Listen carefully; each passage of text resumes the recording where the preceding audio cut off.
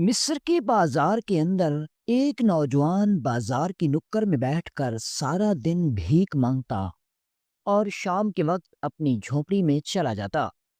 لیکن چونکہ وہ نوجوان صحت مند تھا، کوئی بھی اسے بھیک نہ دیتا اور غربت نے اس کو ہر طرف لپیٹ لیا۔ اس کے گھر میں 2 دن تک کھانے کے لیے کچھ نہ ہوتا۔ غربت سے تنگ آ کر اس نے دوا خانہ کھول لیا اور حکمت کا کام کرنے لگا۔ لیکن قسمت نے ایسا پلٹا کھایا کہ وہ بھکاری جو کہ اب حکیم بن چکا تھا، وہ جس بھی مریض کو دوا دیتا وہ صحت یاب ہو جاتا۔ لوگ بڑے حیران ہوتے، لیکن پھر بھی کسی کی سمجھ میں یہ نہیں آتا کہ آخر اس کے پاس ایسا کون سا جادو ہے جس بھی مریض کو دوا دیتا ہے وہ صحت یاب ہو جاتا ہے۔ انہی دنوں ایک بوڑھا حکیم ہجرت کر کے مصر کے بازار کے اندر آیا اور اس نے اپنا دوا خانہ کھول لیا۔ بستی کے لوگوں کو لگا کہ اب اس کی دکانداری ختم ہو جائے گی کیونکہ وہ اتنا تجربے کار حکیم ہے۔ لیکن ہوا کچھ یوں کہ وہ بوڑھا بزرگ جس کے پاس اتنا تجربہ تھا، وہ جس کو دوا دیتا اس کو ذرا بھی فرق نہ آتا، اور پھر وہی مریض لوٹ کر اسی بھکاری حکیم کے پاس آتا۔ حتیٰ کہ انہیں دنوں اس بوڑھے حکیم کی بیوی کی طبیعت خراب ہو گئی تو بوڑھے حکیم نے اپنی بیوی کو دوا دی، لیکن اس کی بیوی ٹھیک ہونے کی بجائے موت کے منہ کے قریب چلی گئی۔ وہ بوڑھا حکیم دوڑتا ہوا اس نوجوان بھکاری حکیم کے پاس آیا، اور جب اس بھکاری نے اس کی بوڑھی بیوی کو دوا دی تو وہ بالکل صحت یاب ہو گئی۔ اسی بستی کے اندر ایک آدمی جو بڑا حاسد تھا، اس کو اس بھکاری کی یہ کامیابی دیکھی نہ گئی اور اس نے جا کر سلطان معظم کو شکایت لگا دی۔ اس نے سلطان کے دربار میں کہا، حضور، ایک نوجوان جو کہ پہلے بھیک مانگتا تھا اب غربت سے تنگ آ کر اس نے دوا خانہ کھول لیا۔ اور جب سلطان صلاح الدین ایوبی رحمۃ اللہ علیہ نے اپنے سپاہیوں کو اس بھکاری حکیم کو پکڑنے کے لیے بھیجا تو اس حکیم نے ایک عجیب و غریب حرکت کی جس دیکھ کر سلطان کے سپاہی بھی حیران ہو گئے، اور وہ حرکت یہ تھی کہ رحیل ایک 10 سالہ اپنی بستی کا وہ بچہ تھا جس کا باپ اس وقت اس دنیا سے چلا گیا جب رحیل کو سنبھالے ہوئے اس کی ماں کے علاوہ اس دنیا میں اور کوئی نہیں تھا۔ رحیل کے باپ نے ملک شام کے اندر ایک چھوٹی سی بستی کے اندر ایک لڑکی کو پسند کر کے شادی کی تھی، لیکن رحیل کا باپ چونکہ مصر کے شہر اسکندریہ کے اندر رہتا تھا، لہذا وہ چند دن تو ملک شام کے اندر رہا۔ لیکن جب قافلہ ملک شام سے مصر کی طرف روانہ ہونے لگا تو رحیل کے باپ نے اپنی بیوی کو کہا کہ مجھ سے نکاح کرنے سے پہلے میں نے تم سے کہا تھا کہ جب بھی ہمارا کوئی ذریعہ بنا تو میں اپنے وطن واپس چلا جاؤں گا، لہٰذا اب تمہیں اپنے ماں باپ، اپنے بہن بھائیوں کو سب کو چھوڑ کر میرے ساتھ ملک کے مصر کے اندر چلنا ہوگا۔ رحیل کی ماں اپنے شوہر سے بڑی محبت کرتی تھی اور اس نے رحیل کے باپ سے محبت کی شادی کی تھی، اور اس نے اپنے شوہر کے لیے اپنی ماں، اپنے باپ، اپنے بہن بھائیوں، اپنے سارے خاندان والوں کو چھوڑا، اور وہ آ کر اسکندریہ کے اندر رہنے لگے۔ جس کے بستی کے اندر رحیل کا باپ رہتا تھا، اس بستی میں صرف رحیل کے باپ کا جو سب سے قریبی انسان تھا وہ اس کا ماموں تھا۔ اس کے علاوہ رحیل کے باپ کا اس دنیا میں کوئی نہیں تھا۔ جب رحیل کی عمر 5 سال ہوئی تو اس کے والد کے ماموں کی بھی وفات ہو گئی۔ اب رحیل کا باپ اکیلا اپنی بیوی اور اپنے ایک بچے کے ساتھ رہ رہا تھا۔ دیکھتے ہی دیکھتے رحیل کے باپ کو بستی والے اچھی نگاہ سے نہیں دیکھتے تھے، کیونکہ ان کا خیال تھا کہ اس کے باپ نے اپنی بستی میں اپنے ہی خاندان کے اندر شادی نہیں کی، بلکہ ایک غیر ملکی لڑکی سے شادی کر کے لے آیا۔ اس کی ماں کی وجہ سے بستی کے لوگ بھی رحیل کے باپ کے ساتھ اچھا رویہ نہیں رکھتے تھے۔ وقت گزرتا رہا، جب رحیل کی عمر 10 سال ہوئی تو رحیل کے گھر میں قیامت ٹوٹ پڑی۔ اس کے باپ کو دل کا دورہ پڑا اور وہ اس دنیا سے چل بسا۔ رحیل اپنے باپ کو مرا ہوا دیکھ کر لرزا سا گیا تھا۔ پوری بستی کے اندر قیامت ٹوٹ پڑی تھی، کیونکہ سبھی لوگ جانتے تھے کہ رحیل کی بیوی کا اس کے شوہر کے علاوہ پوری بستی کے اندر کوئی نہیں تھا۔ رحیل کے باپ کے ہوتے ہوئے بھی بستی والے اس کی بیوی کی وجہ سے اسے اچھا سلوک نہیں رکھتے تھے۔ اب تو رحیل کا باپ بھی اس دنیا سے چلا گیا تھا، لہذا بستی والوں نے اس موقع پر رحیل کی ماں کو سہارا دیا، رحیل کو سنبھالا اور اس کے باپ کی آخری رسومات ادا کی۔ کئی دن تک تو گاؤں والے اس کے گھر میں آتے رہے، کبھی کوئی کھانا دے جاتا تو کبھی کوئی دودھ، کبھی کوئی کچھ تو کبھی کوئی کچھ۔ اسی طرح کرتے کرتے چند ماہ گزر گئے۔ اب بستی والوں نے آہستہ آہستہ روہیل کے گھر میں آنا بند کر دیا۔ اب ان کے گھر میں اناج کی کمی پڑنے لگی تو اس کی ماں نے کہا، بیٹا تمہاری اتنی عمر نہیں کہ تم کچھ کما سکو، اور میں ایک باپردہ با حیا عورت ہوں، اگر میں گھر سے باہر نکلی تو میں تمہارے بابا کی عزت کو محفوظ نہیں رکھ سکوں گی۔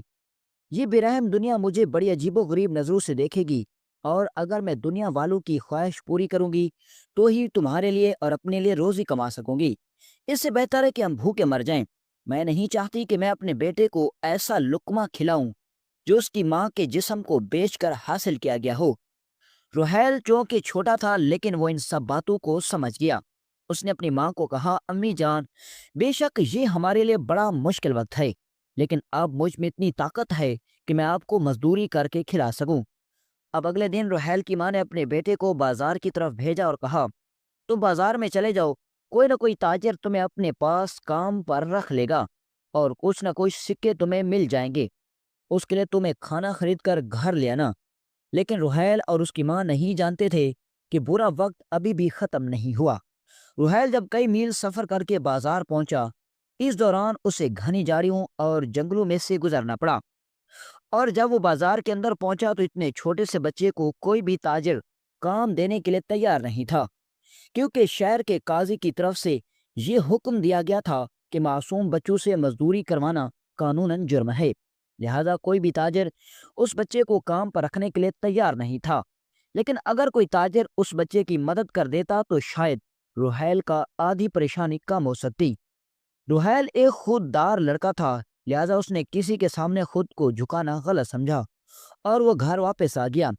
جب اس کی ماں نے اپنے بیٹے کو خالی ہاتھ دیکھا تو وہ بڑی پریشان ہوئی اور کہا، بیٹا اب اسی طرح کیسے چلے گا؟ ہمارے گھر میں بھی ایسی کوئی چیز نہیں جس کو بیچ کر ہم کچھ کھا سکیں۔ روہیل اپنی ماں کے سامنے آنسو بہاتا ہوا کھڑا رہا تو اس کی ماں نے ادھر ادھر دیکھا تو اسے صرف ایک سراہی نظر آئی۔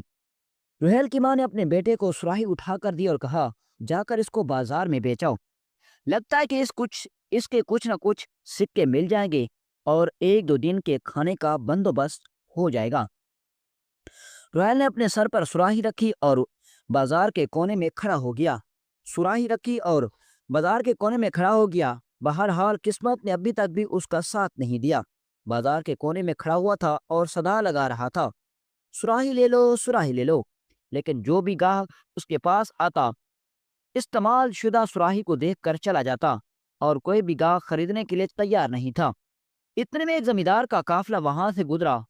اس قافلے میں بہت سارے سپاہی اور زمیندار تھے، اور گھوڑوں کی بھگ دڑ کی وجہ سے روہیل ڈرا، اور جب بھاگا تو اس کے سر سے سراہی گر گئی اور وہیں ٹوٹ گئی، اور زمیندار اتنی جلدی میں تھا کہ اسے پتہ ہی نہ چلا کہ اس کی وجہ سے آج ایک بچے کی آس ختم ہو گئی۔ روہیل روتا ہوا اپنے گھر پہنچا اور اپنی ماں کو ساری صورتحال سے آگاہ کیا تو اس کی ماں نے کہا، بیٹا ہمارے پاس صرف ایک سراہی تھی جس میں کنویں سے پانی بھر کر لے آتی تھی، آج ہمارے پاس پیٹ بھر کر پینے کے لیے پانی بھی نہیں، لہٰذا تم ایسے ہی سو جاؤ۔ اگلی صبح جب روہیل جاگا تو روہیل نے اپنی ماں کو کہا، امی جان، یا تو ہمیں بھوک سے مر جانا چاہیے یا پھر آپ اگر مجھے اجازت دیں تو میں بازار کے اندر بھیک مانگ کر کھانے پینے کا بندوبست کروں گا۔ اس کی ماں نے کہا، بیٹا نہیں، ہم بھوکے تو مر جائیں گے لیکن یہ کام نہیں کریں گے۔ روہیل نے اپنی ماں کو کہا، نہیں، ہمیں یہ کرنا ہوگا، یہ بے رحم دنیا ہماری کبھی مدد نہیں کرے گی۔ اب روہیل بازار کی طرف چل پڑا اور آ کر بازار کے نکڑ پر بیٹھ گیا۔ چونکہ وہ چھوٹا بچہ تھا لہٰذا ہر روز کوئی نہ کوئی اس کی گود میں اتنے سکے ڈال کر چلا جاتا کہ اس کی دہاڑی بن جاتی۔ اب اسی طرح کرتے کرتے وقت گزرتا رہا اور روہیل اب 10 سالہ بچے سے نوجوان ہو چکا تھا۔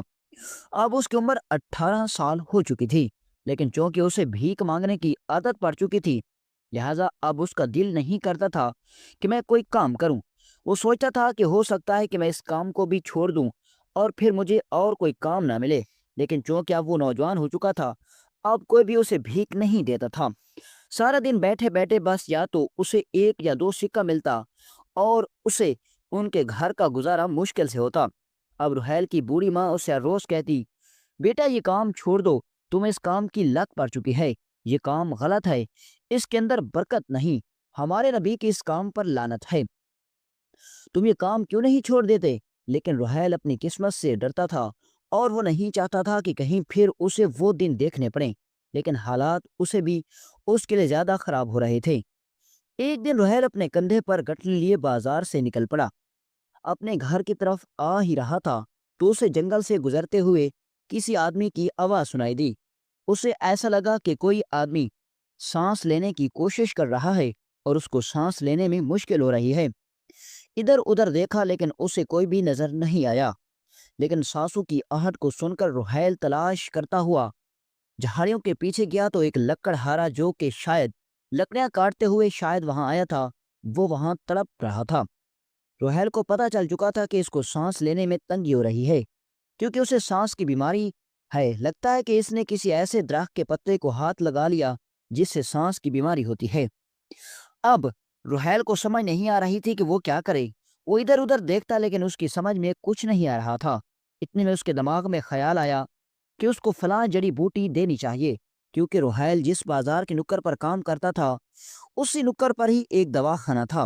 اس کے اندر ایک بوڑھا حکیم رہتا تھا اور جب وہ بوڑھا حکیم مریضوں کو دوا دیتا تو رحیل اس بوڑھے حکیم کی باتیں بڑے غور سے سنتا۔ رحیل کو یاد آیا کہ جب سانس کی بیماری ہو تو فلاں جڑی بوٹی سنگھائی جاتی ہے اور مریض ٹھیک ہو جاتا ہے، لہذا اس نے وہ جڑی بوٹی تلاش کرنے کے لیے ادھر ادھر بھاگا تو اسے تھوڑے ہی قدموں پر وہ جڑی بوٹی مل گئی۔ اس نے وہ بوٹی آ کر اس لکڑہارے کو سنگھائی تو وہ لکڑہارا چند ہی لمحوں کے اندر ٹھیک ہو گیا۔ جب لکڑہارے کو ہوش آیا تو وہ بڑا حیران ہو گیا اور کہا، بیٹا تم مجھے بڑے ماہر حکیم لگتے ہو اور تم یہاں کیا کر رہے ہو؟ آج تم نے جان بچا کر مجھے ایک نئی زندگی دی ہے۔ یہ دیکھ کر رحیل نے کہا، اے بزرگو، میں کوئی حکیم نہیں، میں تو بھکاری ہوں، بازار کے نکڑ پر بھیک مانگتا ہوں۔ تو بھکاری کو اس کی بوڑھے لکڑہارے نے کہا، بیٹا چونکہ میں غریب ہوں میں تمہیں کچھ دے تو نہیں سکتا، لیکن تمہیں ایک نصیحت کرتا ہوں کہ تم جو کام کر رہے ہو تم اس کام کے لیے بالکل نہیں بنے، تم وہ کام کرو جس کے لیے تمہیں اللہ تعالیٰ نے پیدا کیا ہے۔ بوڑھے لکڑہارے نے وہ باتیں رحیل کے کانوں میں ڈالیں اور وہاں سے چلا گیا۔ رحیل سارے راستے سوچتا ہوا اپنے گھر کی طرف آ رہا تھا کہ آخر یہ بوڑھا حکیم مجھے کیا کہہ رہا ہے؟ میں نے ساری زندگی بھیک مانگی تو مجھے اور کیا کام کرنا چاہیے؟ لیکن اس کی سمجھ میں کچھ نہیں آیا۔ اگلے دن رحیل اپنی جگہ سے پہنچا تو اسے خبر ملی کہ اس بوڑھے حکیم کی موت ہو چکی ہے جس کی دکان کے قریب بیٹھ کر وہ بھیک مانگتا تھا۔ اسے بڑا دکھ ہوا اور اس حکیم کے گھر گیا، اس کی تعزیت کی۔ گاؤں والوں نے بوڑھے حکیم کی آخری رسومات ادا کی۔ اب گاؤں والوں کو یہ فکر لاحق ہونے لگی کہ ہمارے گاؤں میں صرف ایک ہی حکیم تھا اور اس کی موت ہو گئی۔ اگر کسی کو اچھا کچھ ہوا، کسی کو کوئی بیماری ہوئی تو ہم علاج کرانے کے لیے کہاں جائیں گے؟ شہر اتنا دور ہے کہ جاتے ہوئے مریض اس دنیا سے چلا جائے گا۔ یہ سن کر رحیل کے دماغ میں ایک ترکیب آئی۔ اس نے رات کو اپنی ماں کو کہا، امی جان میں کام کرنا چاہتا ہوں، اگر آپ مجھے اجازت دیں۔ رحیل کی ماں نے پوچھا، بیٹا کیا کام؟ تو اس نے کہا، امی جان میں دواخانہ کھولنا چاہتا ہوں۔ اس کی ماں نے کہا، بیٹا کیا تم پاگل ہو گئے ہو؟ تو رحیل نے اپنی ماں کو کہا، آپ مجھ پر اعتماد کریں اور میرا ساتھ دیں۔ اپنے بیٹے کی ضد کے آگے اس کی ماں مان گئی اور اس کی ماں نے کہا، بیٹا ہمارے پاس اتنی رقم تو نہیں کہ ہم وہ دواخانہ خرید سکیں۔ تو رحیل نے کہا، امی جان ہمیں اپنا گھر بیچنا ہوگا۔ یہ سن کر رحیل کی ماں بڑی پریشان ہوئی کہ ہمارے پاس رہنے کے لیے صرف یہی گھر ہے اور اگر ہم نے وہ بھی بیچ دیا تو ہمارا کیا ہوگا؟ رحیل نے اپنی ماں کو بھروسہ دلایا تو اس کی ماں رضامند ہو گئی۔ انہوں نے ایک گھر کسان کے پاس بیچ دیا اور اس رقم سے اس بوڑھے حکیم کا دواخانہ خرید لیا۔ اس کے اندر ہر قسم کی ادویات، جڑی بوٹیاں اور سارا ساز و سامان تھا۔ جب گاؤں کے لوگوں کو خبر لگی کہ وہ دواخانہ اس نوجوان بھکاری نے خرید لیا جو سارا دن بازار میں بیٹھ کر بھیک مانگتا ہے، تو گاؤں کے لوگ بہت ڈر گئے اور کہا، یہ کسی نہ کسی کی جان لے کر رہے گا۔ چند دن گزرے لیکن کوئی بھی مریض اس حکیم کے پاس نہ آیا۔ وہ بڑا پریشان ہوا کہ میں نے سب کچھ اپنا داؤ پر لگا کر دواخانہ تو کھول لیا لیکن کہیں برا وقت پھر سے میرا انتظار تو نہیں کر رہا۔ بس وہ اسی سوچ میں بیٹھا ہوا تھا کہ اتنے میں اس نے دیکھا کہ وہ ایک بوڑھے آدمی کو گاؤں کے لوگ ٹانگے پر لاد کر شہر کی طرف لے جا رہے تھے۔ رحیل نے جب اس بوڑھے مریض کو لے جاتے ہوئے دیکھا تو اسے کہا کہ تم اس کو کہاں لے کر جا رہے ہو؟ تو گاؤں کے لوگوں نے کہا کہ شہر کے کسی حکیم کے پاس، اور کہاں لے کر جائیں گے؟ تو اس نے کہا کیا میں اس کا معائنہ کر سکتا ہوں؟ میں آپ کو یقین دلاتا ہوں کہ یہ ٹھیک ہو جائے گا۔ گاؤں کے لوگوں نے کہا کہ اس سے بہتر ہے کہ ہم اسے مرنے کے لیے چھوڑ دیں۔ رحیل نے کہا آپ مجھ پر ایک بار بھروسہ کر کے تو دیکھیں۔ گاؤں والوں نے کہا ہمیں اس پر ایک بار بھروسہ کرنا چاہیے، ویسے بھی شہر تک لے جاتے ہوئے بہت دیر ہو جائے گی۔ رحیل نے جب اس بوڑھے بزرگ کا معائنہ کیا اور اسے دوا دی تو گاؤں والوں کے رونگٹے کھڑے ہو گئے کہ وہ بوڑھا بزرگ جو اپنی آخری سانسیں گن رہا تھا، اس کی سانسیں بحال ہو گئیں۔ وہ چاند لمحوں بعد اٹھ بیٹھا۔ یہ دیکھ کر گاؤں کے اندر رحیل نام کی گڈی اڑنے لگی۔ پورے گاؤں کے اندر یہ خبر پھیل گئی کہ رحیل تو بڑا ہی ماہر حکیم ہے۔ اب جو بھی کوئی مریض ہوتا، گاؤں والے سیدھا رحیل کے پاس لے کر جاتے، اور رحیل کے ہاتھ میں ایسی شفا تھی کہ وہ جس بھی مریض کو دوا دیتا ٹھیک ہو جاتا۔ انہی دنوں ایک بوڑھا حکیم ہجرت کر کے اس بازار کے اندر آ گیا، کیونکہ اسے خبر ملی تھی کہ اس بازار کے اندر رہنے والا بوڑھا حکیم مر گیا ہے، لہٰذا تمہیں وہاں دوا خانہ کھولتے ہی بہت بڑا منافع ہوگا۔ لیکن اسے کیا پتا تھا کہ اس کی قسمت پلٹا کھانے والی ہے۔ بوڑھے حکیم نے بھی اسی بازار کے اندر دوا دکان کھول لی۔ اب ایک طرف رحیل جس نے ساری زندگی بھیک مانگی، اس کے پاس کوئی تجربہ نہیں تھا، اس کے پاس گاہکوں کا رش ہوتا، تو گاؤں کی دوسری طرف وہ بوڑھا حکیم جس کے پاس اتنا تجربہ، اتنا ساز و سامان تھا، اس کے پاس ایک بھی گاہک نہ جاتا۔ گاؤں والے بڑے حیران ہوتے۔ اسی طرح وقت گزرتا رہا۔ ایک دن اس بوڑھے حکیم کی بیوی کی طبیعت خراب ہو گئی۔ اس نے اپنی بیوی کو اچھی دوا دی، لیکن اس کی بیوی کی طبیعت ٹھیک ہونے کے بجائے وہ موت کے قریب چلی گئی۔ بوڑھے حکیم نے چلاتے ہوئے کہا فلاں لڑکے کو بلا کر لاؤ جو حکمت کا کام کرتا ہے۔ گاؤں والے اس کو بلا کر لائے تو جب رحیل نے اس کی بیوی کو دوا دی تو وہ چاند ہی لمحوں کے اندر ٹھیک ہو گئی۔ اور اسی طرح وہ حکیم بھی بڑا متاثر ہوا۔ اس نے کہا میرے پاس اتنا تجربہ ہے، لیکن جو شفا اللہ نے رحیل کے ہاتھوں میں رکھی وہ شفا میں نے آج تک کہیں نہیں دیکھی۔ اسی گاؤں کے اندر ایک نوجوان رہتا تھا جو کہ رحیل سے بڑا حسد کرتا تھا، کیونکہ وہ رحیل جو چند دن پہلے بازار کے اندر بھیک مانگتا تھا، سبھی لوگ اس کو نفرت کی نگاہوں سے دیکھتے تھے۔ اب وہی رحیل جو کہ گاؤں والوں کا چہیتا تھا، سب گاؤں والے اس کی بڑی قدر کرتے تھے۔ وہ جوان حسد کی آگ میں آ کر سلطان صلاح الدین ایوبی رحمۃ اللہ علیہ کے پاس پہنچا، اور سلطان صلاح الدین ایوبی کی وزم کہا، اور سلطان کے سامنے اس نے درخواست کی کہ سلطان معظم، اسکندریہ کے بازار کے اندر ایک نوجوان جس نے ساری زندگی بھیک مانگ کر گزاری، حکیم صاحب کے مرتے ہی اس نے وہاں دواخانہ کھول لیا، اور وہاں کسی نہ کسی کی جان لے کر رہے گا، کیونکہ اس کے پاس کوئی تجربہ نہیں، حکمت کی کوئی سند نہیں۔ سلطان صلاح الدین ایوبی رحمۃ اللہ علیہ چونکہ حقیقت نہیں جانتے تھے، سلطان صلاح الدین ایوبی نے اپنے سپاہیوں کو حکم دیا کہ جا کر اس کو گرفتار کر کے لاؤ۔ جب سلطان کے سپاہی وہاں پہنچے تو راستے میں ان پر دشمنوں نے حملہ کر دیا، اور ان میں سے ایک سپاہی بہت زیادہ زخمی ہو گیا۔ باقی سپاہی اس کو اٹھا کر اس بوڑھے حکیم کے پاس لائے تو اس نے کہا کہ اس کا زخم بڑا گہرا ہے، اگر تم اس کی جان بچانا چاہتے ہو تو تم رحیل نامی حکیم کے پاس لے کر جاؤ۔ تو سپاہی نے کہا سلطان معظم، ہمیں اس کو گرفتار کرنے کے لیے بھیجا گیا ہے، کیونکہ اس کے خلاف کسی نے شکایت لگائی ہے۔ تو بوڑھے نے کہا تم جس کو گرفتار کرنے کے لیے آئے ہو وہی انسان اللہ کی مرضی سے اور حکم سے اس نوجوان سپاہی کی جان بچا سکتا ہے۔ سپاہی زخمی سپاہی کو لے کر رحیل کے پاس پہنچے۔ رحیل نے اس کے زخم دیکھے، زخم صاف کیا اور اس پر مرہم لگائی، اور چاندی لمحوں کے بعد اس سپاہی کو ہوش آ گیا۔ یہ دیکھ کر سپاہیوں کے رونگٹے کھڑے ہو گئے اور کہا بوڑھا حکیم سچ کہہ رہا تھا، اور انہوں نے رحیل حکیم کو اپنے ساتھ لیا اور سلطان صلاح الدین ایوبی رحمۃ اللہ علیہ کی عدالت کے اندر لے آئے۔ سلطان صلاح الدین ایوبی رحمۃ اللہ علیہ اس سے پہلے اس رحیل نامی حکیم سے کچھ پوچھتے، سلطان کے سپاہیوں نے سلطان صلاح الدین ایوبی رحمۃ اللہ علیہ کو سارا ماجرا سنا دیا کہ کس طرح راستے میں ہم پر حملہ ہوا، ہمارا سپاہی زخمی ہو گیا۔ یہ سن کر سلطان صلاح الدین ایوبی رحمۃ اللہ علیہ بڑے حیران ہو گئے اور کہا میں اس حکیم کا اپنے شاہی حکیم سے امتحان لوں گا، اور اگر یہ اس کے امتحان سے کامیاب ہو گیا تو اس کو شاہی حکیم کا لقب دیا جائے گا۔ سلطان کے حکیم پر شاہی حکیم نے امتحان لیا اور رحیل شاہی حکیم کے امتحان میں کامیاب ہو گیا۔ اب پہلے رحیل حکیم کو صرف اسکندریہ کی اس بستی کے لوگ جانتے تھے، لیکن اس حاسد نوجوان کی وجہ سے، اس کی حسد کی وجہ سے جب اس کو سلطان کی عدالت میں حاضر کیا گیا اور یہ مسئلہ بہت بڑھ گیا تو وہ سلطان کے محل میں بھی اب بہت مشہور ہو گیا، اور اسی طرح چاند سالوں کے اندر ہی وہی نوجوان جس نے ساری زندگی بھیک مانگ کر گزاری تھی، اور جب قسمت نے اس کا ساتھ دیا تو وہ نہ صرف اسکندریہ کا بلکہ مصر کی اس سرزمین کا سب سے تجربہ کار حکیم بن گیا تھا۔ کئی ہفتے پہلے لوگ اس حکیم سے معائنہ کروانے کے لیے وقت لیتے تھے، کیونکہ اس کے پاس اتنا وقت نہیں ہوتا تھا کہ وہ مریضوں کی دیکھ بھال کر سکے، اور لوگوں کا اس کے ساتھ اتنا اعتماد تھا کہ وہ 2 ہفتے انتظار تو کر لیتے لیکن رحیل حکیم کے علاوہ کسی اور حکیم سے معائنہ نہیں کرواتے تھے۔ دوستو، اس واقعے کو بیان کرنے کا مقصد یہ ہے کہ ہر انسان کے اندر کوئی نہ کوئی خوبی، کوئی نہ کوئی ٹیلنٹ ضرور ہوتا ہے، لیکن دیر اس بات کی ہے کہ کب ہم اپنے ہی اندر چھپے اس خوبی کو تلاش کر لیں، اور جس دن ہم اپنے اندر چھپی اس خوبی کو تلاش کرنے میں کامیاب ہو گئے، سمجھو وہی دن ہماری کامیابی کا دن ہوگا۔ دوستو، امید ہے کہ آپ کو ہمارا یہ سبق آموز اور دلچسپ واقعہ اچھا لگا ہوگا، اور اگر آپ کو یہ واقعہ اچھا لگا ہو تو میرے اس ویڈیو کو لائک کریں اور میرے یوٹیوب چینل مبشر وائس کو سبسکرائب کریں۔